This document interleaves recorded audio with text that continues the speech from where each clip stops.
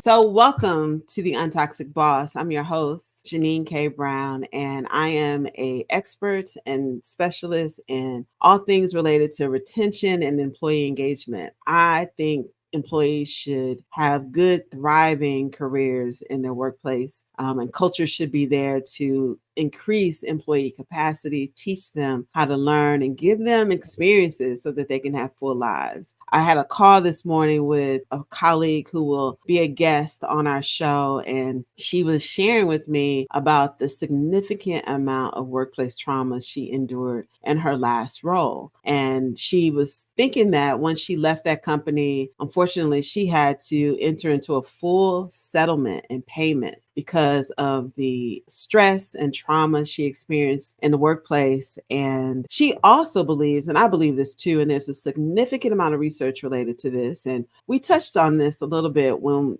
Dr. Kanika was on our show. She talked about, how stress and trauma and workplace stress particularly can impact our health. And my friend was saying that she actually believes her breast cancer was brought on by the intense amount of stress she endured in her job. But she had so much trauma at work that even when she started to look for another job, she was surprised how that experience started to come up in her again, and she couldn't even get another job. And I want to tell you, a lot of women are leaving the workplace because of the significant amount of trauma they're experiencing. And that's why they're starting their own careers and starting their own companies, because it's not because they don't want to work for a company. It's because what they've experienced at work has been so traumatic that they just can't even fathom going back into the workplace. And y'all, I think that is horrible. Today, we're going to be talking about navigating burnout in the workplace. And I believe burnout leads to, significant stress, right? And other symptoms. And so I'm so excited about this topic. But we're going to be talking about navigating burnout in the workplace, causes and solutions. We're going to take a deep dive into one of the most pervasive challenges facing today's workforce, and that is burnout. Each episode will explore, this multifaceted nature of burnout, uncovering its roots and its impact on individuals and organizations, and most importantly, the pathways to overcome it. So I'm going to bring our guest on. She is an amazing expert in all things organizations and trying to help these companies and their employees get themselves together. So welcome our guest, Miss Latisha B. Russel, and she is so amazing. Y'all gonna love her as just like I do. I think it was like love at first sight. We had these kindred spirits and this desire to, because we're both so vested in the nature and livelihood of other people. And so it was just like this immediate connection. And I just find it an honor to call her friend. So welcome to the show, Latisha. Thank you. I was so excited to be here. Thank you for having me. I'm super excited about what we're going to talk about today. Well, tell everybody about you and what you do and, why you here. Yeah. So I am Latisha B. Russel. I am an emotional wellness coach, consultant, HR consultant, and I really help organizations as well as individuals really navigate all things around emotional wellness, right? What does it look like? How do those things impact productivity and retention? And do they work by themselves, or do they truly work and impact each other? And so that is a little bit about what I do. So definitely super excited to be here. We've had these shows on the Untoxic Boss, and I keep saying I might end up with no friends in the HR space. Don't do it. I don't want to blame it all on HR, but I really do want to see more HR organizations be a little bit more, I'm going to even use the word confrontational and combative, like out there really fighting for the well-being of the employees versus protecting the companies. And, I think that is why, today, as we tackle this topic that's so dear to both of our hearts related to burnout in the workplace, because it's this phenomena that's becoming increasingly prevalent in today's fast-paced work environment, and one that kind of deeply impacts what we do, right? Retention, productivity, and then well-being. And I want to confess, I'm going to be the first one to confess and raise my hand. I feel a little burned out. I realized yesterday in a conversation with one of my close friends that I was telling him, I was like, you know what? I have not worked. I Mhm. worked all during the holiday season, even the weeks of those holidays. Yes, every single one, even the ones I don't celebrate. I get um, it. I was Sometimes working so much. What is we, happening to us? Latisha, I feel like we take on stress and burnout and wear it as a badge of honor. And that's kind of mm, toxic. it is. It is. I always say you have to find, and even when you do, but finding that why. And when you get grounded in that why, sometimes things are revealed to you. And so you feel like, because we've had these conversations, right? Like, I'm tired. But what do? We keep going, right? We're in this grind mode. And the excuse that I use, because a lot of times I'll talk and I'm like, but I'm talking to myself. I know I'm talking to myself, is I'm trying to set up my family so that they don't have to do what I'm doing, right? I want to make sure and I find that that's just an excuse, Latisha. Really, that's an excuse. Stop telling yourself that. And so we are really still trying to navigate it. I think for me, and I don't want to get too deep because I know you got some questions, No, and I'll let's just answer them flow. as We're talking about burnout. We're gonna flow in this conversation. So yeah. say what you got to say. Get our people together. Yes, I have so many things to say. You're right. Let's normalize in organizations being able to talk about the things that we are going through. And you will hear me say so many times that we were told that vulnerability and strength couldn't reside in the same lane, but they absolutely can. So let's normalize having a conversation with our people. Let's normalize talking about it. And for me, with the reason that I think I go so much is it does come from trauma. And when I heard you talk about the conversation that you had with your friend, it started young for me, right? I was told I wouldn't amount to anything. I was told that I couldn't do. So I always have this mindset now that I'm going to show you better than I'm going to tell you, right? You're going to see my name. You're going to see that, I've done all of the things. And so I was constantly in this battle of trying to prove what I can do, right? Trying to prove that I can show up in spaces that I was told I couldn't do. I was always in this space of I'm gonna try to reach this next level and next place in my life, but I was really losing myself. And Yeah. so it does come from trauma, and we don't recognize that because we don't sit still long enough, right, to recognize it. We keep moving. I find that so interesting, right? That so many people, and I didn't really have words for it. So I think you've given me and our listeners and our viewers today words for, I've been trying to outperform all the negative things that I heard about myself, or that maybe from other people, or maybe even things I told myself, Yeah, that I couldn't do, that I wasn't enough. And, I use this thing, I say this too, I'm going to show you better than I can tell you. And I absolutely. was like, oh, so I'm not alone.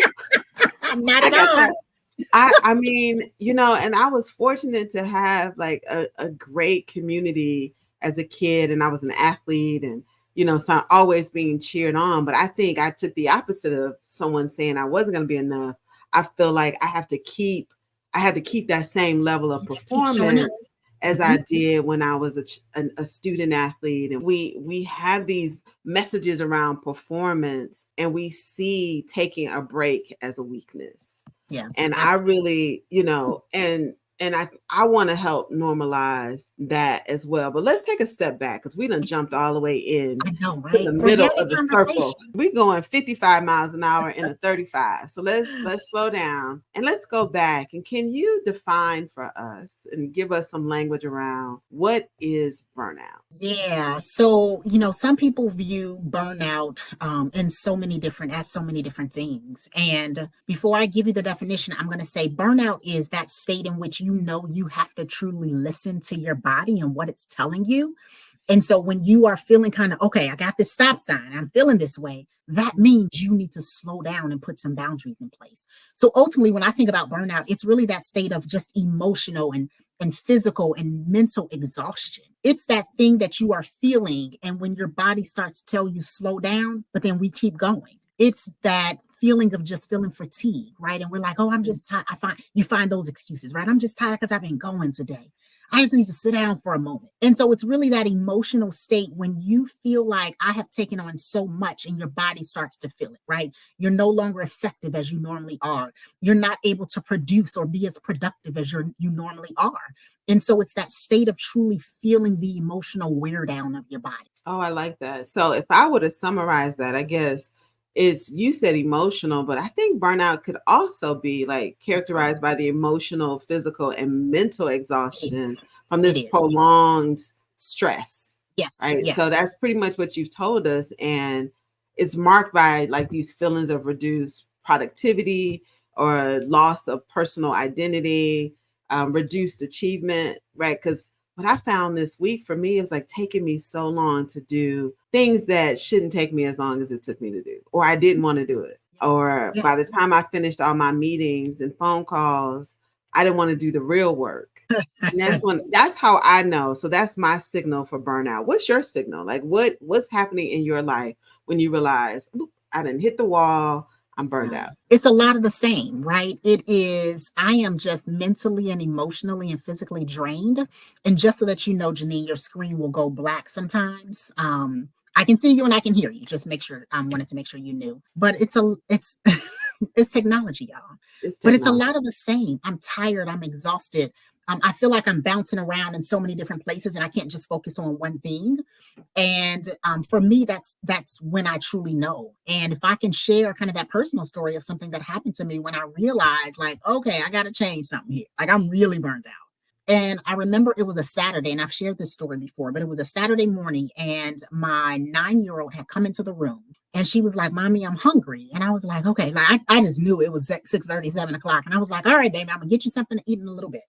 And it wasn't until she came in the room, maybe the second or the third time, and told me again. And I was like, okay, look at my phone and what time it's. And she told me what time it was. And she was like, 10 o'clock. I was like, ooh, it's 10 o'clock. All right And now. Don't have so, us calling family and right, child I and know, protective right? services. You ain't feeding the babies over there. Like, come and get these. I was like, that's why you hungry. But I couldn't get up. Even then, I could not get up. And that's when I knew something has to change because that Saturday, oh, I laid in bed. I was just like, I couldn't even get up if I wanted to. And that was my sign. But I had gotten those small signals ahead of that, but I kept pushing through, right? I just kept doing the things. But that was my sign that I needed to make some changes. Oh. So what's the difference, or is there a difference between burnout and this typical workplace stress and life stress, right? We got these things we have to do. Yeah. Is it the workplace that's causing the burnout? Like, how do we differentiate the two that, okay, I'm in busy season, it's just a busy time versus I'm completely drained and burned out? Yeah, there is a difference, right? Sometimes they go hand in hand, and sometimes you can't tell the difference of if I'm stressed or if I'm burned out. But what I'll say is with stress, you will find, busy seasons. And what I'll say right now, a lot of organizations might be going through merit or performance reviews and the things that you have really tight deadlines on. And so you have the pressure of producing and getting things done.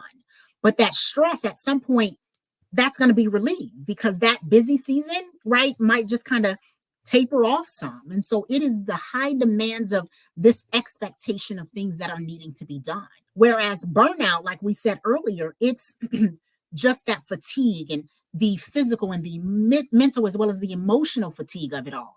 But do they go hand in hand? Yeah, they absolutely can. And they might appear as some of the same symptoms per se, but I think there, again, there are some differences as well as some similarities related to it. So, what I found, and I'm gonna list a couple of things Mhm. that I see happening in workplaces, both things that I experienced when I worked. I hope none of my employees feel this way. Ah, But these are some of the things that I see. So we have people who feel like they have a lack of control or boundaries at work, unclear job expectations, long hours, stress induced deadlines, dysfunctional workplace dynamics. So, and that could be interpersonal relationships, colleagues that you don't like, don't get along with, leadership that is, toxic, in how they interact with staff and employees, extremes of activities, right? All of you just all these different projects going on at the same time, and a lack of social support. Now, some people thrive off of that, Mhm. but I do think that that can lead to burnout too. Yeah. So, with all of these things happening in the organization, what can companies do and leaders do to help their employees manage all of this so that they don't get to a place of burnout? So, what kind of things have you helped clients, kind of systems put in place to avoid this when all of these things that I listed are going on? Yeah. I was sitting here kind of jotting down some of the things that you noted because it was a list, and it's a relevant list. But what I'm going to say is, I want to say it's easy, Jeannine. This is what you do. But the thing that I'm going to say is the thing that organizations and people, leaders, don't do. And it's simple. It's communicate. We shy away from the communication piece. We shy away from having the conversations. We shy away from simply saying, how can I support you? We are in this space and day and age where we've got to move, right? We've got to turn out various things and do so much before this particular deadline that we forget that our people are the folks that are running the show when it comes to some of those things. And so we miss the mark in just simply saying, is there anything I can do? How many times have your leader stepped into a one-on-one with you and you can't just have a general organic conversation? We go right into business. So tell me what's on your list. What do you need to get done today? Where are you with meeting this expectation and or this deadline? And I'm gonna ruffle some feathers.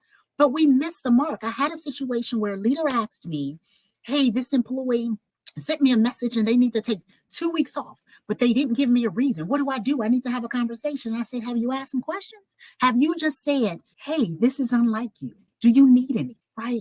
And so we are so afraid to just have the conversation. I promise you, if you have the conversation and simply recognize, those employees will be like, man, my leader cares.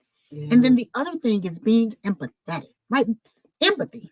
Leaders should have empathy. It's not difficult. And I get that for some, it's not easy. But the minute you start to kind of tap into that, I think you see a shift in your organization and in your people. These just seem like really simple human things, right? Mhm, To mhm. to do, you know, Yeah. and I think we, even as respondents to questions, have become so, like, we're so routine. There is this difference between digging deep or asking questions and being intrusive. You know when to just simply back off and say, I understand you might not want to talk about it, but I'm here should you need me. And that is the thing that leaders do not do. And at some point, we've got to pause and ask ourselves, better yet, we have to pause and ask our associates, what do you need? Yeah.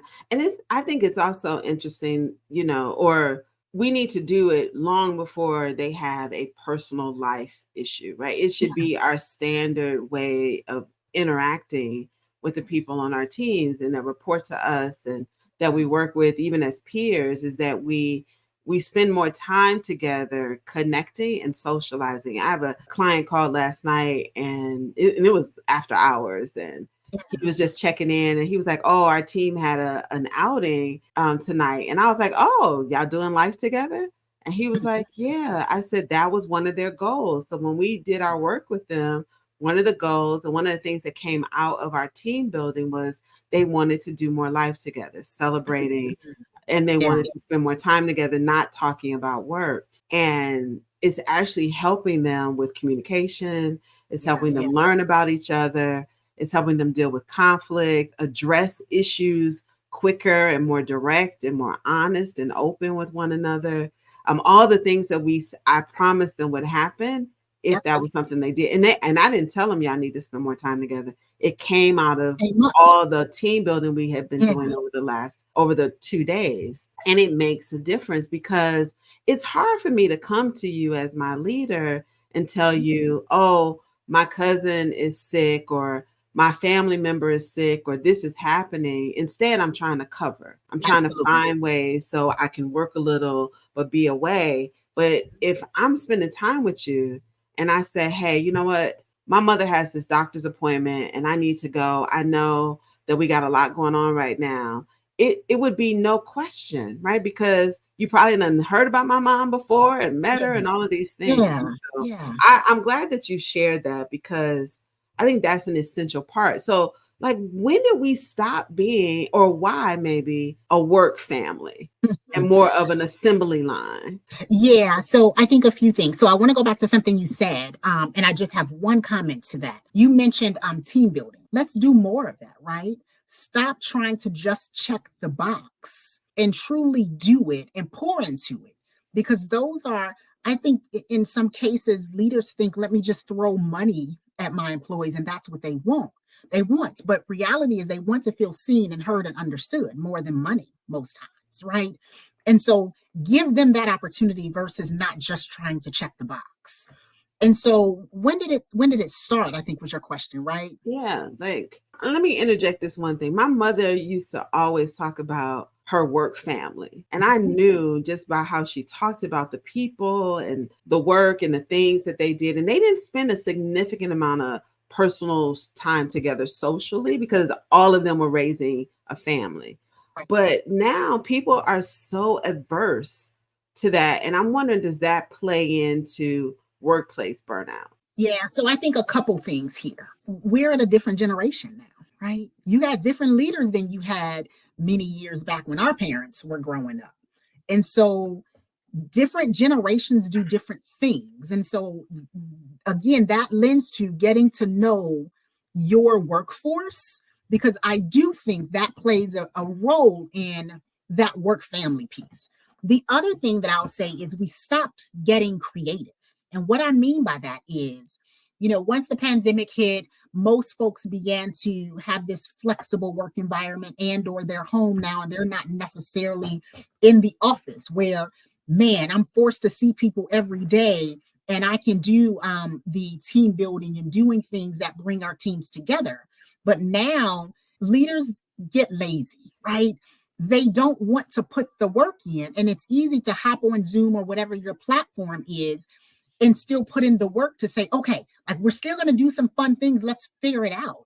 And so I think part of it is generations. And I also think part of it is once many leaders sent their associates home, it became kind of your day to day. We have a call between 8 and 9, 9 to 10, and we just don't also do the work to figure out how do we continue to get to know our folks and do some team building activities. Yeah, I agree. And I'm sure so many people like Deetra, who just chimed in our chat. I'm sure she agrees with that. So, one thing I think people can do, I'm going to throw out an idea. So, if you're a people leader, or even if you're on a team, because you can make suggestions of how your team operates, connects, and checks on each other's well being, you can use a simple polling system and Absolutely. randomly, like using a simple free polling tool that goes to people's cell phones or pops up in and ping everybody and do a check-in and have them use either emojis like the smiley faces, like how are you doing today, and they can have the big smiles, the straight lines, the frowns, whatever. Or you could just say, hey, how you doing, do you need a break, or checking in on people's like, hey, have you taken a break today, maybe you should go out and go for a walk. That's one of the things that I tell a lot of my clients. So Yeah, look, I go had that ahead. church finger like, Yes. So you give us, so those are some of mine, like the polling of your team, getting outside and going for a walk. Like, so take, polling your team to kind of check the barometer, the temperature yeah, of how everybody's doing. And then sometimes just getting outside, because I don't think we get enough sun. So we ain't getting that vitamin D, and that's a happy vitamin. What are right. some other things that you can do or that you've done with your clients to help them address, identify burnout in the workplace? Yeah, you said one of them, and that's when I put the church finger up, because I was like, "Oh, that's so important." Think about your day and how your day is set up. And in a lot of instances, we are tethered to our laptops, right? Well, we have meetings back to back. But how about we have meetings while we walk, right? Who's to say we can't put on our headphones and just have meetings while we walk? And so maybe you establish like a no meeting Friday, right? Or a day where meetings, if you need to get out and walk around, then you do that. I think there is this level of expectation that you've constantly got to prove that you're working by that green light being on, right? It's like, let me make sure this employee is working. And so I think some of those are various things that you can do. The other thing is put boundaries in place. Right? Do you really have boundaries in place where you are strategic and intentional about the fact that, yes, I have a day full of meetings, but I am going to carve out 30 minutes or an hour to say, this is my lunch, right? Lunch period. And you do whatever it is that you need to do within that hour or 30 minutes of time frame. But it's going to mean you have to establish boundaries. And if you don't put your own boundaries in place, nobody else is going to abide by the boundaries that you have. Ooh, what? Because if we don't do it, why in the world would someone else? If we don't respect our own boundaries, we can't really expect other people to do that. Okay, Absolutely. I got a little hallelujah happy on that one. Anything else that you would suggest to our listeners? The other thing that I would suggest is state what you want and need. Stop assuming that people should read your mind and know what you desire and what you need. Yes, in the workplace. And we get caught up in, oh my goodness, I can't say this. And I don't know what my leader is going to say. State what you need and don't shy away from it, right? When that person says, how can I support you or what do you need? How dare you say, I'm okay. I'm good. Stop it. And just simply state what you need. And I'm sorry, I'm going to say this because, I'm going to say it. It's like that relationship, right? Say what you need. It's the same thing at work. And so I have to say that because it's so important. So many times we are so afraid to share what's on our mind or to show up because we're afraid that other people will talk about us or judge us or not, they'll put us in this box or they'll stop asking, whatever it is. Stop being afraid and show up 100% of the time in whatever your need is. And so those are a few of the things that I would mention. Yeah, I think a lot of people are afraid to Right? open up, Absolutely. and using the word need. So, we got one of our faithful listeners that's chimed in here in the chat in our live stream here, Marcus. He's like, fear of using the need against that they'll use it against you later. So, do you think that because we're afraid of retaliation, that could be feeding into performance, which leads to burnout? It does. Absolutely. And he's right. There is this fear of retaliation, if so. But let me ask you this. And by no means am I, when I say various things, I'm saying it's easy because it's not.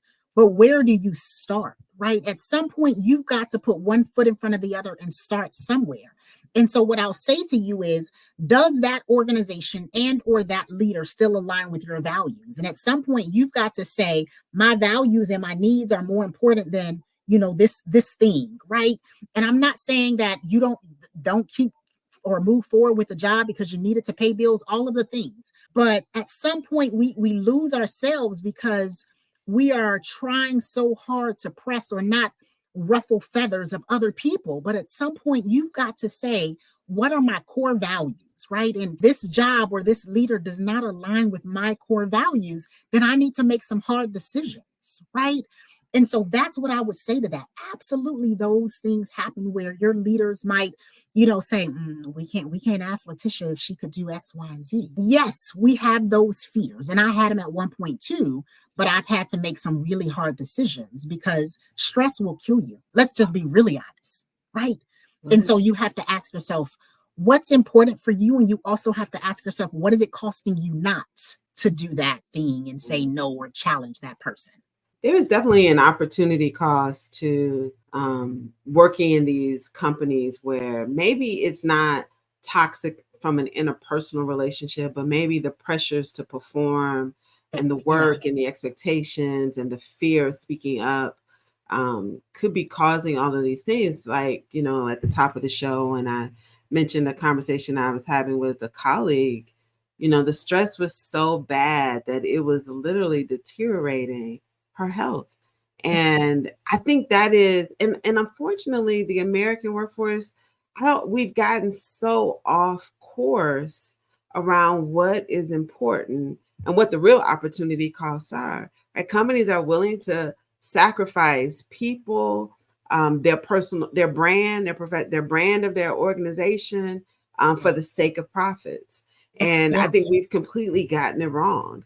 One of the things I admired when I was working with a global team, I admired the folks in Europe so much. I wanted to move to Europe, and I don't like cold weather Oh, like that.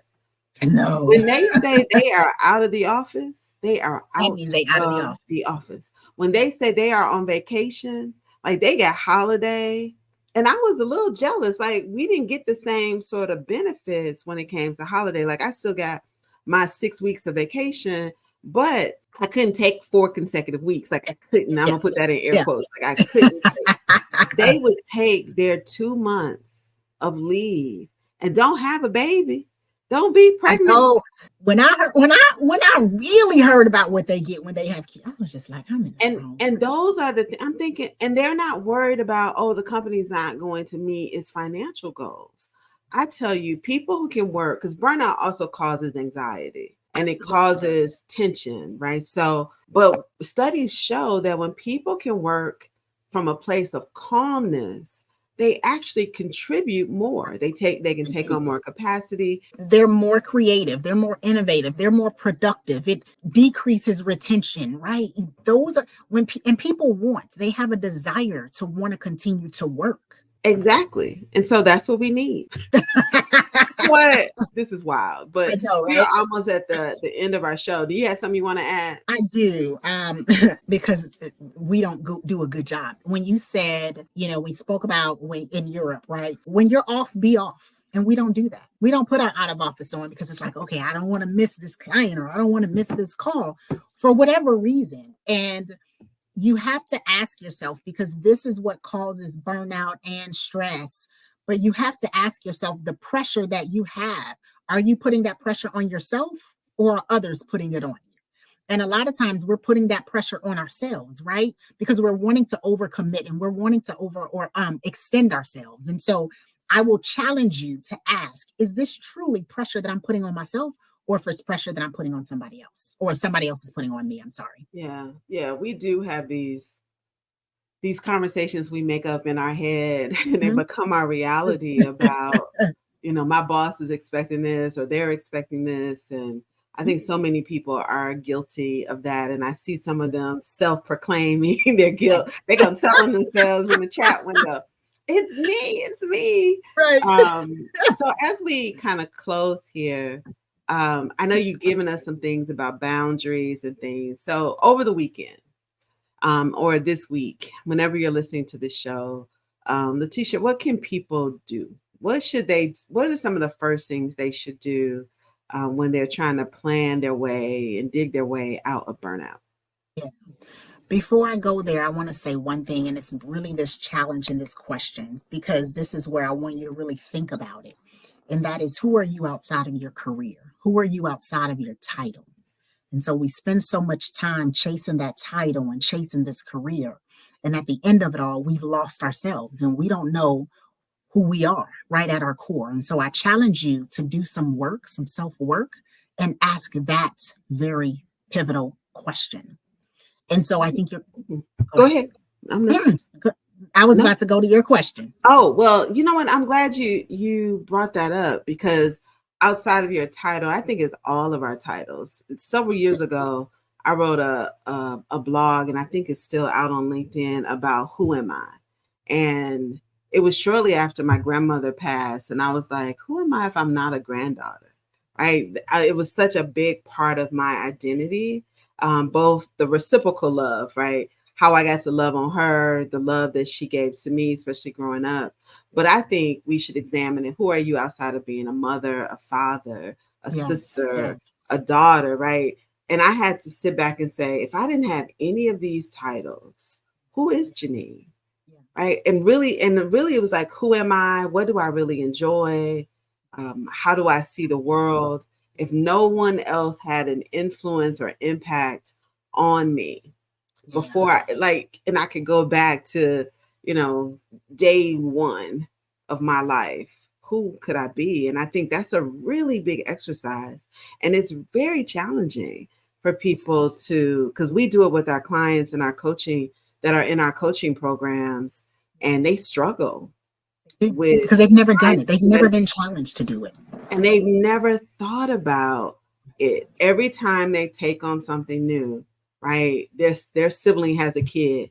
I'm auntie, I'm uncle, and they take on a responsibility that comes with doing. It does. All right. You're So the absolutely next right. question. So you can And answer my last question. What was that question? right, I think you said what can people do, right, to Yeah. prevent. Oh So yeah. So if they're trying to dig their way out of this burnout cycle, what should they do? yeah, it's not an easy thing, right? I jokingly said, but it's true. Sometimes I love the podcast, and I love, even when I'm going through various coaching sessions with my clients, there are exercises that I do for myself. And so I think the first thing is really sitting still, right? Being able to sit still and be. And we find that we move all the time. And so when you find that you are consistently moving, what are you running from? Right? So just be. And that would be the first thing. The next thing, I talked about it. And it is, if you've never done it before, set boundaries. You've got to be able to say, these are my boundaries and or my non-negotiables. And if you cannot respect my boundaries, then you have to ask yourself some very difficult questions, right?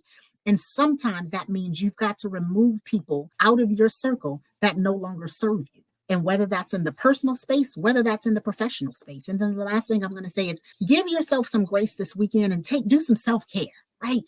Do some self-care. Even if you've got to schedule it, take a moment to just give yourself some space to just allow somebody to pour into you, right? I'm sure many of you continually pour into other people, but when was the last time that you've poured into you? Ooh, pour into yourself. Well, I just want to thank you so much for being a guest here on the Untoxic Boss as we talk Absolutely. about, the causes and solutions to burnout, both in the Yes. workplace and just in our lives from all the doing that we Yeah. do. So Yeah. I'm going to join you on this challenge. Y'all sit still, be still, Be. and be quiet. I think it's so important. Sometimes we got to turn the TV off, the music off, and just settle into our bodies. So tell everyone how they can connect with you and how they can work with you. Yes. Again, Latisha B. Russel. You can find me on LinkedIn at Latisha B. Russel, all platforms, actually, Latisha B. Russel. My website is www.latishabrussel.com.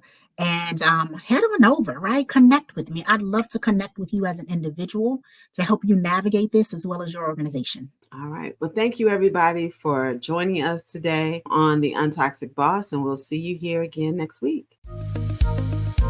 We want to introduce you a resource that we know that will impact your life and your career. It's a book, Unstuck and Unstoppable. It is the ultimate guide to overcoming obstacles and achieving your goals. With practical tips and inspiring stories, the book will help you leverage your value, increase your visibility, and gain recognition to accelerate your career. Take action towards getting the career that you deserve. This book was named Best Career Book of 2022. Get your copy anywhere you buy books, either on Amazon or at our website at unstuckandunstoppablebook.com.